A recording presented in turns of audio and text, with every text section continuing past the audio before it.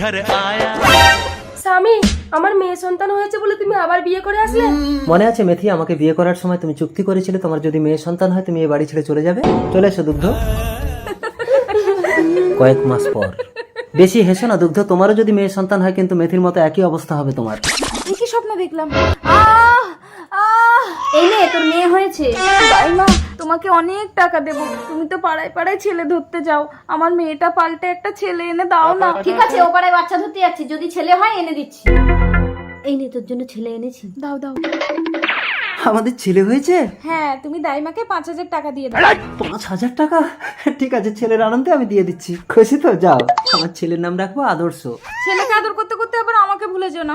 এই তুমি একদম আমার ছেলের উপরে হিংসা করবে না তো। একে আমি উচ্চ শিক্ষায় শিক্ষিত করে বড় অফিসার করব 20 বছর পর। মা, তোমাকে আর ভিক্ষা করতে হবে না। এতদিন ভিক্ষা করে আমাকে লেখাপড়া শিখিয়েছো বলেই আজ আমি বড় ডাক্তার।